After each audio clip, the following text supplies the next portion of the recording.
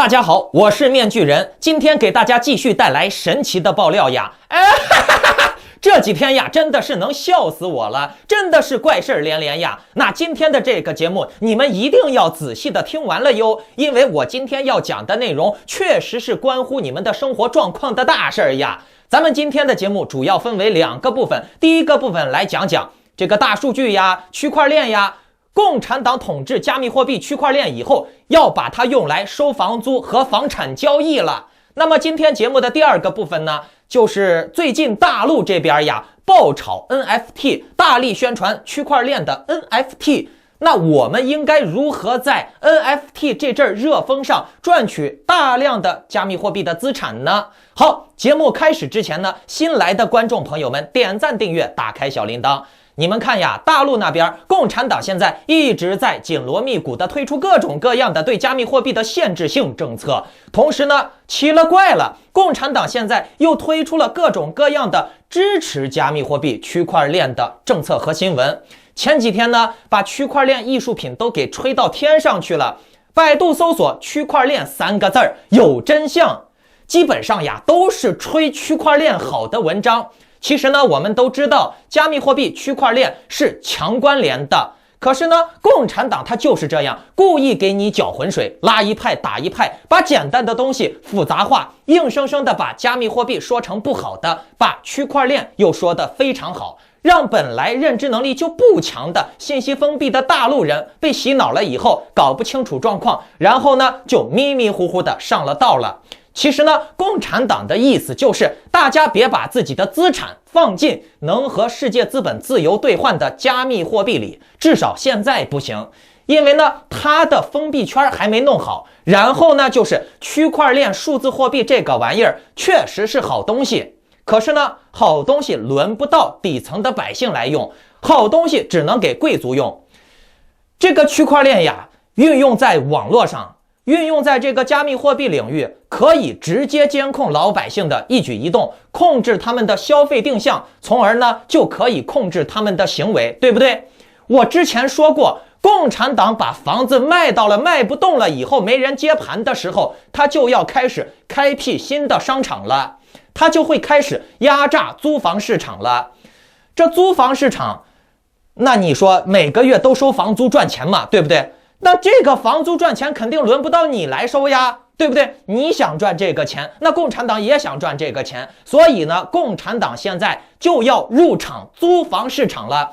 面具人，我早在1年前啊就已经喊破嗓子了，出了几十期节目讲这个事儿了，老观众朋友们可以给我作证啊。你看现在呀，事情真的发生了，给大家讲个新闻听听呀。雄安已经建成了区块链租房应用平台，并且呢已低调上线近1个月。看，低调上线1个月了呀，这不是面具人我一直说的吗？共产党做事他就是总给你心理按摩，表面上给你说哎呀早着呢没事儿，私底下呢却悄悄摸摸的紧锣密鼓的搞事情。好，咱们继续听新闻啊。这个也是国内首例区块链收租平台应用案例，这是在政府主导的区块链统一平台上，可以挂牌租售房源信息，房东房客的身份信息以及房屋租赁合同信息将得到多方区块验证，不得篡改。租客们不必再担心遇到假房东，租到假房子。看，之前又是搞链家又是搞贝壳房屋的，当时面具人我就说了，搞这些租房中介平台是假啊，共产党想要做这个生意是真，因为他只有把这些租房平台全部搞臭了以后，让老百姓觉得哎呀，这些公司化的私人的这个租房平台靠不住，那谁靠得住？党靠得住呀，国家靠得住，对不对？所以呢，共产党现在你看露出獠牙了，对不对？他现在自己做这个生意。那面具人我就想问了你说私人搞的这个租房平台没保障，那你共产党是不是由人组成的？那你共产党搞的这个租房平台就不会犯错了吗？对不对？所以说这个市场呀，它一定是要公开透明的。反而面具人我觉得，哎呀，你看现在这些官老爷哪一个咱敢惹得起？相比于私人，我还能告他，我还能起诉他。你说你政府搞这个事情，搞扯了，搞恶心了，我能起诉你政府吗？不行嘛，对不对？你看国家把这个东西说的好像多神奇的一样，租房的各个环节的信息都会记录在区块上，他们之间都可以互相验证。面具人我就想说了，党管一切，共产党别说管你区块链了，把你全家杀了都没事儿，还什么区什么块呢？老观众朋友们给我作证啊，请叫我面先知，我早就说过，共产党一定会吃掉房租市场的，一定要控制区块链加密货币的。这下是不是两手一把抓，区块链加密货币租房市场全部给你统一管理了？据悉，中国建设银行、链家、蚂蚁金服等机构参与了这一租房模式的建设。其中呢，蚂蚁金服是核心区块链技术的提供方，链家和建行则提供房源租赁信息和金融借贷等服务。蚂蚁链嘛，前天咱们也都是说过的。你看，共产党考虑的多周全的。各位观众朋友们，咱们可都是历史进化的见证者呀！大家回顾一下。从共产党预想推出数字货币，再到房地产锁盘，再到微信支付宝上交，表面上说是整顿反垄断为民服务，可是呢，你仔细观察，这个市场反而却越来越垄断了。这个租房市场归国家啊，私人的网络平台归国家啊，区块链归国家，啥都归国家。那你说谁是最大的垄断呢？按理来说，自由贸易那就是人人都可以参与的，可是呢，现在这个生意只有红色贵族党能参与，咱们呢只能被割，对不对？咱们只能作为接收方。哎呀，你看共产党之前说，哎呀，数字货币不会那么快的来，还早着呢。再到收矿场，再到他布局自己的数字货币区块链生态，然后呢，再把这些玩意儿一条龙的全部打通。整套操作下来，行云流水，闪电18鞭，对不对？完美的天罗地网全部铺下了。现在你再回去想想啊，加密货币、区块链、搞微信、搞支付宝，这一套行动下来，悄无声息的就给你搞定了。这多么大的事儿呀！就像是昨天才发生的，却又恍如隔世。大家都还在唱着厉害了我的国，看着帝王的烟花，却不知道自己早已为鱼肉了。共产党已经完全的控制了海陆空、舆论、媒体、教育，加密货币、区块链、互联网领域也都被控制了。也就是说，你就算有比特币，你也转移不出去了。也就是说，你的孩子就算有大脑，以后也会被洗成党的脑。我去年都已经说过这个事儿了，有些人呢，他当时可能是察觉到了一点异动，觉得自己的孩子未来以后要在共产党的体系下洗脑，没有自己的思维能力，会觉得自己的钱马上要被共产了，变成数字货币了。但是呢，他来咨询面具人或者是咨询其他的一些渠道的时候，他又觉得，哎呀，转移资产要花钱，手续费高，在国外代办开卡的费用高，嫌这嫌那的。然后今年的事态严重了以后，又回过头来找我。可惜呢，现在你想把钱转移出去，难度增加了10倍以上。现在呀，你就算肯花钱花手续费，你的钱也跑不掉。你以为共产党傻？他又是搞大数据监控，又是搞数字区块链的，又是搞银行限制的，他是为了啥嘛？他就是为了防止韭菜流失嘛，对不对？听好了啊，2021年6月18日，国家互联网信息办公室发布了关于发布第5批境内区块链信息服务备案编号的公告。此次共发布了223个境内区块链信息服务的名称以及备案编号。中盾云安作为技术提供方研发的信誉联债权服务平台、爱心会健康养老大数据平台、基于区块链金融的资产交易服务平台，作为运营方推出的中盾保全网、资产安全网，共4项安全区块链产品服务通过了本次备案，成为第5批通过区块链信息服务备案的企业。公司更多的区块链相关产品及服务也都在积极的申报备案当中。你看共产党他首先宣布的这些区块链公司就是安防监控领域，听懂了没？共产党已经给区块链下定义了就是安防监控。区块链是具备防篡改、可追溯、分布式等特点，自诞生之日起就受到了社会各界的关注。我们之前都知道加密货币区块链是加密的，是去中心化的，可是呢这个玩意儿在共产党的手底下硬生生的给你玩成了可监控、可监管、可追溯、分布式可追查的特点。厉害不厉害啊？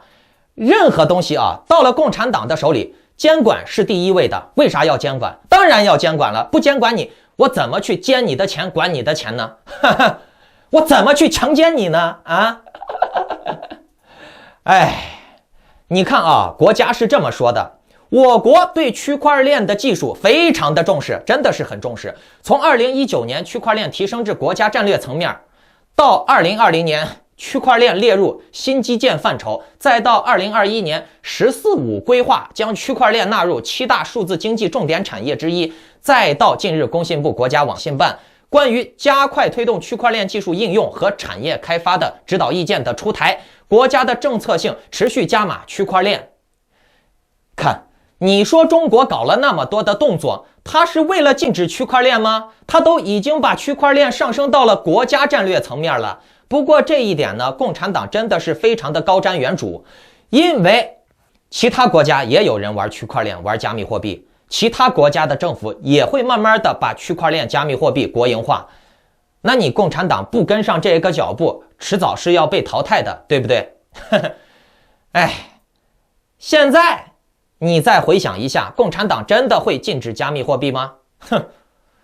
他现在都自己把这个 NFT 藏品炒到了几百万了这个东西撸钱真的是太方便了，对不对？而且他现在还不停的在继续鼓吹什么区块链收藏品呀，价值增值了几百万、几十万呀，对不对？好，说到了区块链收藏品 NFT， 接下来呀就要来讲咱们今天节目的重点了这个区块链数字收藏品它的价值在哪儿？先简单的给大家说一下藏品的价值来源第一，共识，很简单，就是大家觉得它值钱，它就值钱。但是这个要建立在有广泛受众的前提上，也就是说它要有名。一个值钱的藏品一定是不分地域性的，一定是世界闻名的。比如梵高的作品就要比齐白石的作品值钱，因为他们的知名度涵盖的范围不一样。听懂了没？梵高在世界闻名领域都是享有盛名的，而齐白石相比之下呢，它的范围就小很多。这是藏品的第一个价值来源。第二呢，就是重复性。咱们可以这样想梵高的画像的数量如果变多了10倍、100倍，那就一定不值钱了，至少没有现在值钱，对吧？同样的，你说什么支付宝的二维码边框皮肤这个玩意儿，只要共产党想要多少有多少，对吧？再说了，共产党吃书翻脸又不是1次2次了，对吧？好，再说这个藏品的价值来源的第三个特性那就是实用性。藏品再具备一些实用性，包括娱乐性娱乐性也是实用性的范畴，那么它的价值绝对是妥妥的。这就是面具人我为什么大力推荐 Axie 的原因。昨天我发了一条社区我是这么说的，短短的1周时间Axie 的线上人数已经翻了1倍，海内海外的网红都开始大力推荐 Axie。早期呢，入手强力的 Axie 的玩家呢，他们现在都已经赚翻了，他们手中的 Axie 的价位都已经翻倍了。那这个是真的面具人我打上世界前300名用的那套3间塔阵容的 Axie， 我有视频我直接发视频，直接直播给大家看我是怎么打上世界前300名的你们可以去看一下那个视频。很多人被我这个3间塔的阵容虐了以后呢，也想买这套阵容，于是呢它的价值就起来了。现在呢3间塔呢一只能卖到1个以太坊，3只呢也就是3个以太坊。你们别忘了 Axie 是等于以太坊的，以太坊涨了以后 Axie 就更值钱了。相信大家也都体验到了，这几天服务器都爆满了，想进去撸钱都撸不到，因为别的玩家也都在排队，对不对？哼，哎，这几天有买 Axie 的，一定是体验到了啊，玩 Axie 还要排队，还要挤爆服务器，就跟当年那个大陆人玩魔兽世界，一下子全部冲到台湾，燃烧的远征直接远征到台湾，从大陆远征到台湾一样。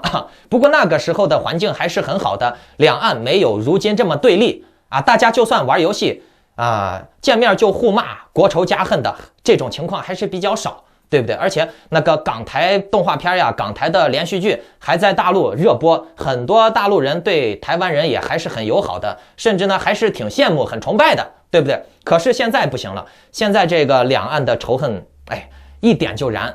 好，继续说这个 Axie 啊，我再告诉你们一个大秘密，就是这个 Axie 它保值的关键点在哪儿？那就是 Axie 繁殖用的 AXS 的数量是有限的。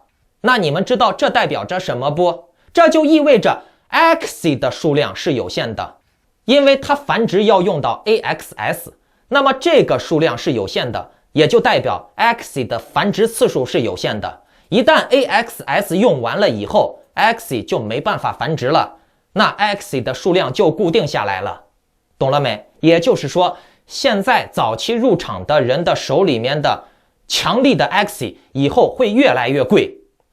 目前呢，入场的成本虽然说增加了一些，当然了，相比于未来的话， Axie 的成本现在还是很低的。你再等到半年以后，你回过头再来看你手中的 Axie， 那你会很庆幸、很感谢当年看到了面具人的这个视频，听懂了没？目前入场成本还是非常可以的，你就早早的入场，买上几只 Axie， 拿到极品宠，帮你打怪，帮你赚钱，对不对？可是呢，越到后面 AXS 越少，那么 AXS 就会越贵， Axie 也会越贵，同样的，以太坊越贵， Axie 也会更贵。所以呢，你们可以看到 AXSB 和 SLP 都是非常的抗跌的。为啥？